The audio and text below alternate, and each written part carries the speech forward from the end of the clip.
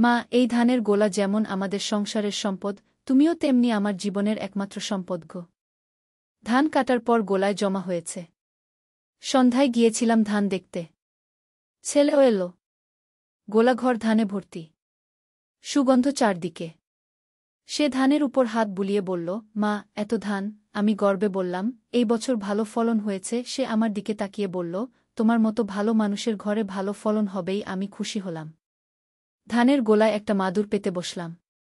সে আমার পাশে বসল। বলল, মা, এই ধান আমাদের সারা বছরের খাবার যোগাবে। আমি বললাম, হ্যাঁ। সে হঠাৎ আমার হাত ধরে বলল, কিন্তু আমার আসল ক্ষুধা অন্যটার জন্য। আমি অবাক হলাম। সে বলল, তোমার জন্য আমার ক্ষুধা। গোলা ঘরে নিস্তব্ধতা। সে বলল, মা, আমি তোমাকে ভালোবাসি। আমি তোমাকে বিয়ে করতে চাই। ধানের সুগন্ধে ঘর মৌ মৌ করছিল। সে বলল, এই ধানের গোলার মতোই আমার হৃদয় তোমার ভালোবাসায় ভরা। এই গল্পটি সম্পূর্ণ শুনলে আপনাদের পানি অটোমেটিক বের হয়ে যাবে, সো যত দ্রুত সম্ভব হাতের কাছে টিস্যু নিয়ে বসে পড়ো। বিছানার চাদর যেন নষ্ট না হয় সেটা সম্পূর্ণ খেয়াল রাখার অনুরোধ জানিয়ে গল্পটি এখন শুরু করব।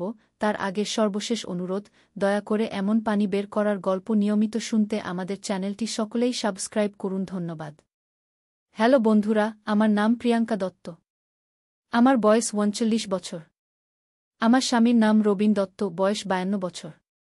আমাদের ২ সন্তান, আরিয়ান আর সৃজা। আরিয়ান ২১ বছর বয়সী, বিশ্ববিদ্যালয়ে পড়ে। সৃজা ১৪ বছর বয়সী, স্কুলে যায়। আমি যেই গল্পটা তোমাদের বলতে যাচ্ছি সেইটা আমার নিজের জীবনের সবচেয়ে রহস্যময় এবং রোমাঞ্চকর অভিজ্ঞতা।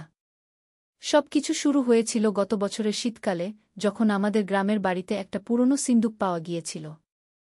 সেই দিন সকালে আমাদের পুরনো বাড়ির উঠানে একটা গভীর গর্ত খনন করা হচ্ছিল।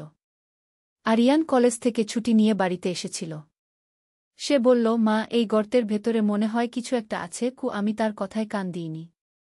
কিন্তু সন্ধ্যার দিকে যখন খনন কাজ চলছিল, হঠাৎ কোদালের আওয়াজ বন্ধ হয়ে গেল। কি হলো? আমি জিজ্ঞেস করলাম। খনন করা লোকটি উত্তেজিত গলায় বলল, ম্যাডাম, এখানে একটা বিশাল সিন্দুক আছে। দেখতে অনেক পুরনো। আরিয়ান দৌড়ে এসে বলল, মা, চলো দেখি কি আছে ভেতরে। সিন্দুকটা মাটি থেকে তুলতে ৫ জন লোকের লাগল। সেইটা ছিল কাঠের তৈরি, উপরে সোনালি রঙের কারুকার্য। চারদিকে অদ্ভুত সব চিহ্ন খোদাই করা। রাতে আমাদের ঘরে সিন্দুকটা রাখা হল। আরিয়ান সারাক্ষণ সেইটার চারপাশে ঘুরঘুর করছিল। মা, সে বলল, এই সিন্দুক খুলে দেখি না কি আছে। না, আমি বললাম, রাতে নয়, সকালে দেখা যাবে। কিন্তু মধ্যরাতের দিকে হঠাৎ একটা আওয়াজে আমার ঘুম ভেঙে গেল। মনে হচ্ছিল যেন কেউ সিন্দুক খোলার চেষ্টা করছে। আমি উঠে দেখলাম আরিয়ান সিন্দুকের সামনে বসে আছে। আরিয়ান, কি করছ? মা, এই সিন্দুক নিজে নিজেই শব্দ করছে। মনে হচ্ছে ভেতরে কিছু একটা নড়াচড়া করছে। আমিও কান পেতে শুনলাম। সত্যিই ভেতর থেকে একটা অদ্ভুত আওয়াজ আসছিল, যেন কেউ ভেতর থেকে ডাকছে। পরের দিন সকালে আমরা গ্রামের বৃদ্ধ পণ্ডিত কাকুকে ডাকলাম। তিনি সিন্দুক দেখে বললেন, এইটা খুবই পুরনো, অন্তত ২০০ বছরের পুরনো। এই চিহ্নগুলো সংস্কৃত ভাষায় লেখা। কি লেখা আছে? আরিয়ান আগ্রহভরে জিজ্ঞেস করল। পণ্ডিত কাকু চশমা পরে ভালো করে দেখে বললেন, এখানে লেখা আছে, যে এই সিন্দুক খুলবে সে পাবে অসীম শক্তি, কিন্তু তার বিনিময়ে তাকে দিতে হবে তার প্রিয়তম জিনিস। আমার মনে ভয় ধরে গেল। মানে হলো, এখন থেকে এই সিন্দুক আর কারো ক্ষতি করবে না। তুমি তোমার মাতৃত্ব ত্যাগ করে আবার ফিরে পেয়েছ। এইটাই এই অভিশাপের সমাধান ছিল। আমি বুঝতে পারলাম যে আসলে এই পুরো ঘটনাটা একটা পরীক্ষা ছিল। পরীক্ষা ছিল আমি কতটুকু ত্যাগ স্বীকার করতে পারি আমার সন্তানের জন্য। পরের দিন আমি আরিয়ান আর সৃজাকে পুরো ঘটনা খুলে বললাম। তারা প্রথমে বিশ্বাস করতে পারেনি। মা, তুমি বলছো যে তুমি আমাদের মা মনে করতে পারছিলে না? আরিয়ান জিজ্ঞেস করল। হ্যাঁ, কয়েক মাস আমার মনে হচ্ছিল তোমরা অপরিচিত। কিন্তু তুমি তো আমাদের সাথে স্বাভাবিকভাবেই আচরণ করেছ। সেইটা ছিল আমার দায়িত্ববোধ থেকে। কিন্তু ভালোবাসা ছিল না। সৃজা কাঁদতে শুরু করল। মা, তুমি আমাদের ভালোবাসো না? আমি তাকে কোলে নিয়ে বললাম, এখন ভালোবাসি। আগের চেয়েও বেশি ভালোবাসি। এই ঘটনার পর আমাদের পরিবারের মধ্যে একটা নতুন বন্ধন তৈরি হল। আমরা বুঝতে পারলাম যে সত্যিকারের সুখ কোনো জাদুর জিনিসে নেই, সেইটা আছে পরস্পরের প্রতি ভালোবাসা আর যত্নে। কিন্তু গল্পটা এখানেই শেষ নয়। কয়েক মাস পর হঠাৎ একদিন আমাদের বাড়িতে একজন অপরিচিত লোক এল। আমার নাম অভিজিৎ সেন, সে পরিচয় দিল। আমি একজন ইতিহাসবিদ। আমি শুনেছি যে আপনাদের এখানে একটা প্রাচীন সিন্দুক পাওয়া গিয়েছিল গু। আমি অবাক হয়ে বললাম, আপনি কিভাবে জানলেন? আমি গত 5 বছর ধরে এই সিন্দুকের খোঁজ করছি। এইটা আমার গবেষণার বিষয় গু। অভিজিৎবাবু আমাদের বললেন যে এই রকম সিন্দুক ভারতের বিভিন্ন জায়গায় পাওয়া গিয়েছে। সব জায়গাতেই একই ধরনের ঘটনা ঘটেছে। লোকরা প্রথমে সিন্দুকের শক্তি ব্যবহার করে খুশি হয়েছে, কিন্তু পরে বুঝেছে যে এর একটা বিশাল মূল্য আছে গি। কি ধরনের মূল্য? আরিয়ান জিজ্ঞেস করল। যে যা সবচেয়ে ভালোবাসে সেইটা হারানোর মূল্য। অভিজিৎবাবু আরও বললেন, কিন্তু আপনারা ভাগ্যবান। আপনারা এই অভিশাপ থেকে মুক্ত হতে পেরেছেন গি। কেন? কারণ প্রিয়াঙ্কা ম্যাডাম সঠিক সিদ্ধান্ত নিয়েছিলেন। তিনি বুঝতে পেরেছিলেন যে সত্যিকারের ভালোবাসা কোনো জাদুর জিনিসে নেই গি। অভিজিৎবাবু চলে যাওয়ার পর আমরা ভাবলাম যে এই ঘটনা আর কারো সাথে শেয়ার করব না। কিন্তু কয়েক মাস পর গ্রামে একটা অদ্ভুত ঘটনা ঘটল। আমাদের পাশের গ্রামের রমেশ কাকার বাড়িতেও একটা অনুরূপ সিন্দুক পাওয়া গেল। রমেশ কাকা আমাদের কাছে এসে পরামর্শ চাইলেন। প্রিয়াঙ্কা, তুমি এই ব্যাপারে কিছু জানো কি না? আমি তাকে আমাদের পুরো অভিজ্ঞতা বললাম। রমেশ কাকা শুনে বললেন, তাহলে আমি সিন্দুক খুলব না গি। সেইটাই ভালো, আমি বললাম। কিন্তু রমেশ কাকার ছেলে সুমিত সেই কথায় কান দিল না। সে লুকিয়ে সিন্দুক খুলে ফেলল। প্রথম কয়েকদিন রমেশ কাকাদের বাড়িতে অনেক ভালো জিনিস ঘটতে লাগল। তাদের ব্যবসায় প্রচুর লাভ হল। বাড়িতে সব রকমের সুবিধা এসে গেল। কিন্তু 1 মাস পর রমেশ কাকার স্ত্রী হঠাৎ অসুস্থ হয়ে পড়লেন। ডাক্তাররা কোনো রোগ নির্ণয় করতে পারলেন না। রমেশ কাকা আমাদের কাছে এসে কাঁদতে লাগলেন। প্রিয়াঙ্কা, তুমি ঠিকই বলেছিলে। এখন আমার কি করা উচিত? আমি বললাম, আপনার ছেলেকে বলুন সিন্দুক আবার বন্ধ করে মাটিতে পুঁতে ফেলতে গু। কিন্তু সে তো শুনবে না গি। তাহলে আপনাকে জোর করতে হবে গু। রমেশ কাকা বাড়ি গিয়ে সুমিতকে বুঝানোর চেষ্টা করলেন। কিন্তু সুমিত কিছুতেই রাজি হল না। বাবা, এই সিন্দুক আমাদের ভাগ্য বদলে দিয়েছে। আমি এইটা ছাড়ব না গি। কিন্তু যখন তার মায়ের অবস্থা আরও খারাপ হতে লাগল, তখন সে বুঝতে পারল যে আমাদের কথা সত্যি।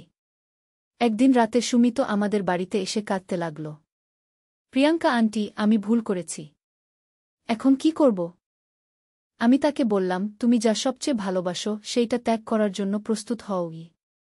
আমি কি সবচেয়ে ভালোবাসি সেইটা তোমাকেই বুঝতে হবে।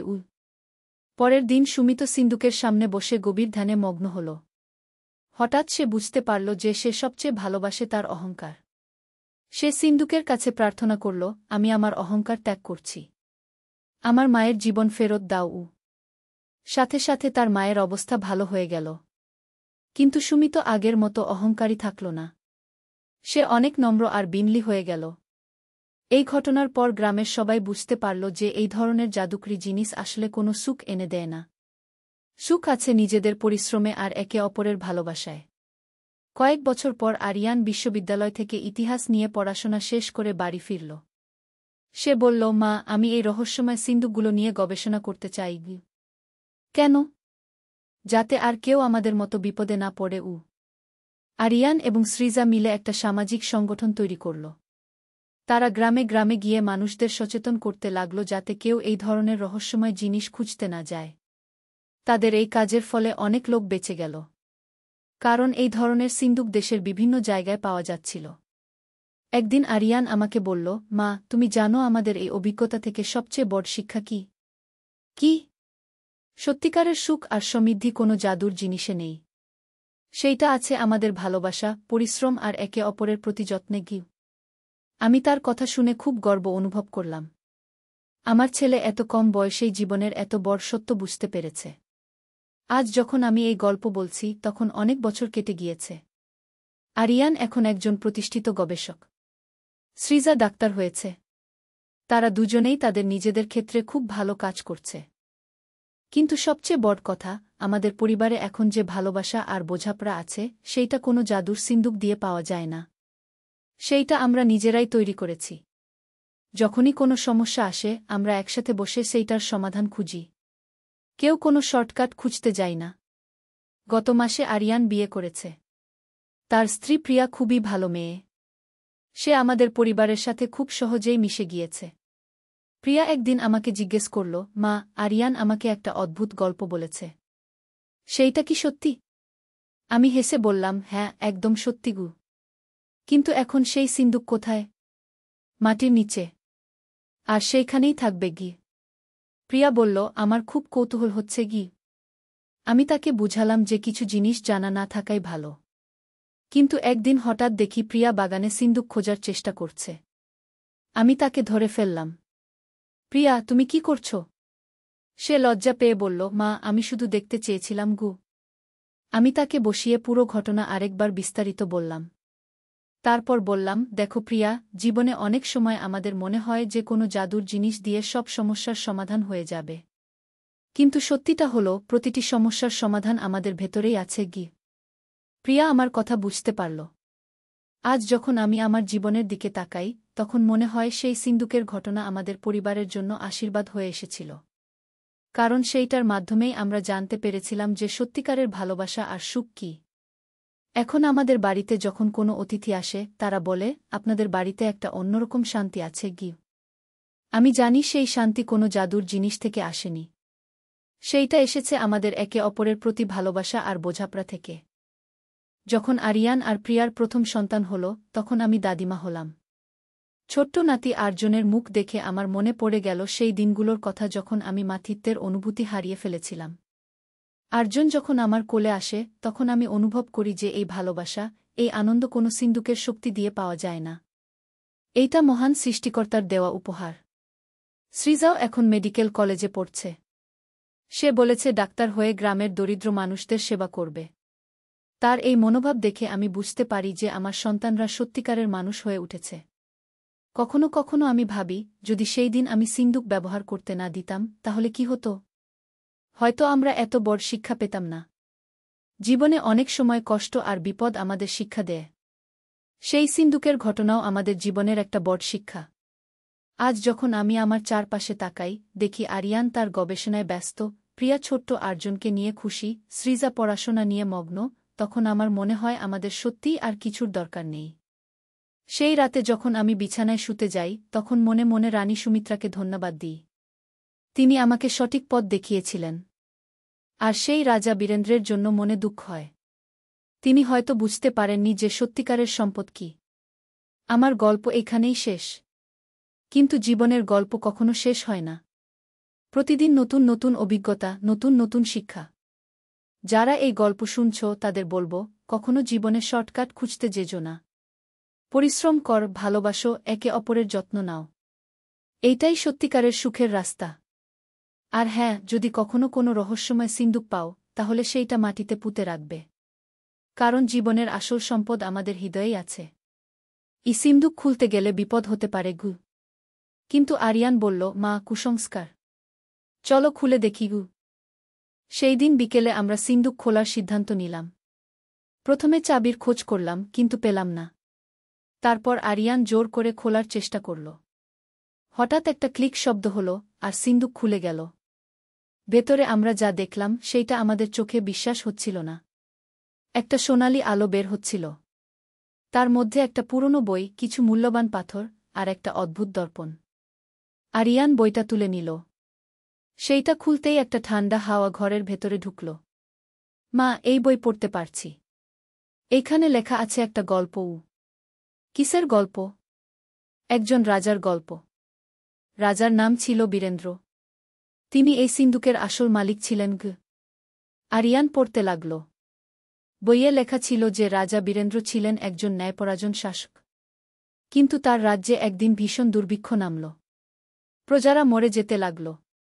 রাজা প্রজাদের বাঁচানোর জন্য এক সন্ন্যাসীর কাছে গিয়েছিলেন। সন্ন্যাসী তাকে এই জাদুর সিন্দুক দিয়েছিলেন। বলেছিলেন, এই সিন্দুকের শক্তি দিয়ে তুমি তোমার রাজ্যকে সমৃদ্ধ করতে পারবে। কিন্তু মনে রেখো, এর বিনিময়ে তোমার সবচেয়ে প্রিয় জিনিস হারাতে হবে গু। রাজা রাজি হয়েছিলেন। সিন্দুক ব্যবহার করে তিনি রাজ্যে অভূতপূর্ব সমৃদ্ধি এনেছিলেন। কিন্তু বিনিময়ে তিনি হারিয়েছিলেন তার প্রিয় স্ত্রী রানী সুমিত্রাকে। তারপর কি হল? আমি জিজ্ঞেস করলাম। আরিয়ান পাতা উল্টে বলল, রাজা এত দুঃখ পেয়েছিলেন যে তিনি সিন্দুকটা মাটিতে পুঁতে ফেলেছিলেন। আর লিখে রেখেছিলেন যে যদি কেউ এই সিন্দুক পায় তাহলে সে ব্যবহার করার আগে ভালো করে চিন্তা করে নেবে গু। রাতে আমি ভাবতে লাগলাম এই পুরো ব্যাপারটা নিয়ে। আরিয়ানও অনেক উত্তেজিত ছিল। পরের দিন সকালে আরিয়ান আমাকে বলল, মা, আমি এই সিন্দুকের শক্তি পরীক্ষা করে দেখতে চাই। না আরিয়ান, বইয়ে যা লেখা আছে সেইটা ভাবগু। মা, এইগুলো সব কুসংস্কার। আধুনিক যুগে এইসব কিছুর অস্তিত্ব নেই গি। কিন্তু সেই দিন রাতে যা ঘটল সেইটা আমাদের সবার জীবন বদলে দিল। মধ্যরাতে হঠাৎ বাড়িতে একটা অদ্ভুত আলো জ্বলে উঠল। আমি ঘুম থেকে উঠে দেখলাম সিন্দুক থেকে সোনালি আলো বের হচ্ছে। আরিয়ানের ঘরে গিয়ে দেখি সে গভীর ঘুমে, কিন্তু তার মুখে একটা অদ্ভুত হাসি। পরের দিন সকালে আরিয়ানের মধ্যে একটা পরিবর্তন লক্ষ্য করলাম। সে অনেক বেশি আত্মবিশ্বাসী হয়ে উঠেছিল। আর যে কোনো কাজ সে খুব সহজেই করে ফেলছিল। মা, আজ আমি একটা পরীক্ষা করব, সে বলল। কী রকম পরীক্ষা? আমি দেখব আসলেই এই সিন্দুকের কোনো শক্তি আছে কিনা গিয়ে। সেই দিন বিকেলে আরিয়ান আমাকে বাগানে নিয়ে গেল। বাগানের একটা অংশে গত বছরের দুর্ভিক্ষের কারণে কোনো গাছ জন্মায়নি। আরিয়ান সিন্দুক থেকে বের করা দর্পণটা নিয়ে এসেছিল। সেইটা মাটিতে রেখে কিছু একটা মন্ত্র পড়ল। হঠাৎ দেখি মাটি থেকে ছোট ছোট চারা বের হতে শুরু করেছে। আমার চোখে বিশ্বাস হচ্ছিল না। এটা কিভাবে সম্ভব? আমি অবাক হয়ে বললাম। আরিয়ান হাসি মুখে বলল, মা, এই সিন্দুকের আসলেই শক্তি আছে। আমরা এটা ব্যবহার করে আমাদের জীবনকে আরও ভালো করতে পারি গি। কিন্তু আমার মনে ভয় হচ্ছিল। রাজা বীরেন্দ্রের গল্প মনে আছে আমার। সেই দিন রাতে আমার একটা অদ্ভুত স্বপ্ন হল। দেখলাম একজন রানী আমার কাছে এসেছেন। তিনি বললেন, তোমার ছেলে আমার স্বামীর মতো একই ভুল করছে। তাকে সাবধান করো। স্বপ্ন থেকে উঠে আমি আরিয়ানের ঘরে গেলাম। দেখি সে সিন্দুক নিয়ে কিছু একটা করছে। আরিয়ান, কি করছ? মা, আমি জানতে চাচ্ছি এই সিন্দুকের পূর্ণ শক্তি কী গু। আমি তাকে বুঝানোর চেষ্টা করলাম, কিন্তু সে কোনো কথা শুনছিল না। পরের কয়েকদিন আরিয়ান সিন্দুকের সাহায্যে নানা অলৌকিক কাজ করতে লাগল। আমাদের ক্ষেতে অভূতপূর্ব ফসল হল। বাগানে সব ফুল ফুটে উঠল। এমনকি আমাদের বাড়ির পুকুরে মাছের সংখ্যাও বেড়ে গেল। গ্রামের লোকরা আশ্চর্য হয়ে যেতে লাগল। সবাই আমাদের বাড়িতে আসতে লাগল। প্রিয়াঙ্কা, তোমাদের এত সৌভাগ্য কেন? পাশের বাড়ির রীতা আন্টি জিজ্ঞেস করল। আমি কিছু বলতে পারলাম না। কিন্তু আরিয়ান গর্বের সাথে বলল, আন্টি, আমাদের ভাগ্য ভালো। কিন্তু আমি জানতাম এটা ভাগ্যের ব্যাপার নয়। এইটা সিন্দুকের শক্তি। একদিন সকালে আমি দেখলাম সৃজার তবিয়ত খারাপ। সে বলল, মা, আমার মাথা খুব ব্যথা করছে গিউ। ডাক্তার ডেকে দেখালাম। ডাক্তার বললেন, কোনো চিন্তার বিষয় নেই। জ্বর হয়েছে গিউ। কিন্তু দিন যেতে লাগল, সৃজার অবস্থা আরও খারাপ হতে লাগল। সে খেতে পারছিল না, রাতে ঘুমাতে পারছিল না। আরিয়ান বলল, মা, চিন্তা করো না। আমি সিন্দুক দিয়ে সৃজাকে ভালো করে দেব গো। না আরিয়ান, এইভাবে নয় গো। কিন্তু সেই রাতে আরিয়ান লুকিয়ে সৃজার জন্য সিন্দুক ব্যবহার করল। সকালে দেখলাম সৃজা একদম সুস্থ। কিন্তু সেই দিনই বিকেলে আরিয়ান অসুস্থ হয়ে পড়ল। তার প্রচণ্ড জ্বর হল। আমি বুঝতে পারলাম সিন্দুকের শক্তি বিনিময়ে কাজ করে। একজনের ভালো হলে অন্য কারো খারাপ হয়। রাতে আমি সিন্দুকের কাছে গিয়ে বসলাম। হঠাৎ মনে হল যেন রানী সুমিত্রা আমার সামনে দাঁড়িয়ে আছেন। তুমি কি আমার কথা শুনতে পাচ্ছ? তিনি বললেন। হ্যাঁ, আমি উত্তর দিলাম। আমার স্বামী যেই ভুল করেছিল, তোমার ছেলেও সেই একই ভুল করছে।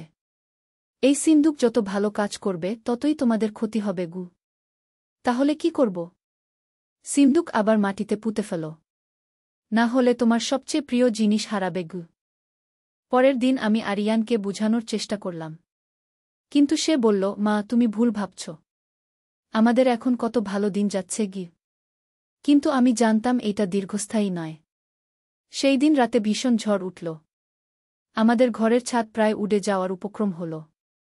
হঠাৎ দেখি সিন্দুক থেকে ভীষণ আলো বের হচ্ছে। আরিয়ান ঘুম থেকে উঠে সিন্দুকের কাছে গেল। সে বলল, মা, সিন্দুক আমাকে ডাকছে গু। আমি তাকে বাধা দিতে চেষ্টা করলাম, কিন্তু সে আমার কথা শুনছিল না। হঠাৎ সিন্দুক থেকে একটা অদ্ভুত শক্তি বের হয়ে আরিয়ানকে ঘিরে ফেলল। মা, আমি এখন এই সিন্দুকের অংশ হয়ে যাচ্ছি, আরিয়ান বলল। আমি চিৎকার করে উঠলাম। না আরিয়ান, কিন্তু ততক্ষণে দেরি হয়ে গিয়েছিল। আরিয়ান ধীরে ধীরে সিন্দুকের ভেতরে মিলিয়ে যেতে লাগল। আমি দৌড়ে গিয়ে সিন্দুক বন্ধ করার চেষ্টা করলাম। কিন্তু সেইটা বন্ধ হচ্ছিল না। হঠাৎ রানী সুমিত্রার কণ্ঠস্বর শুনতে পেলাম। প্রিয়াঙ্কা, তুমি এখনো পারো। তোমার সবচেয়ে প্রিয় জিনিস ত্যাগ করো। আমার সবচেয়ে প্রিয় জিনিস কি? তোমার মাতৃত্ব। তুমি যদি মা হওয়ার অনুভূতি ত্যাগ করো, তাহলে আরিয়ান মুক্ত হবে গে। আমি কিছুক্ষণ ভাবলাম। মা হওয়ার অনুভূতি ত্যাগ করা মানে আমি আর কখনো আরিয়ান আর সৃজাকে নিজের সন্তান মনে করতে পারব না। কিন্তু আরিয়ানকে বাঁচানোর জন্য আমি সেই ত্যাগ স্বীকার করলাম। আমি রাজি, আমি বললাম। সাথে সাথে সিন্দুক থেকে আরিয়ান বেরিয়ে এলো। কিন্তু আমার মনে হলো যেন আমি তাকে চিনি না। তার প্রতি আমার মাতৃত্বের অনুভূতি হারিয়ে গিয়েছিল। পরের দিন সকালে আমি সিন্দুকটা আবার মাটিতে পুঁতে ফেললাম। আরিয়ান আর সৃজা অবাক হয়ে জিজ্ঞেস করল, মা, কেন? কিন্তু আমি তাদের মা বলে মনে করতে পারছিলাম না। তারা আমার কাছে অপরিচিত মনে হচ্ছিল। কয়েক মাস পর হঠাৎ একদিন আমার মনে হলো যেন আমার ভেতরে কিছু একটা জেগে উঠছে।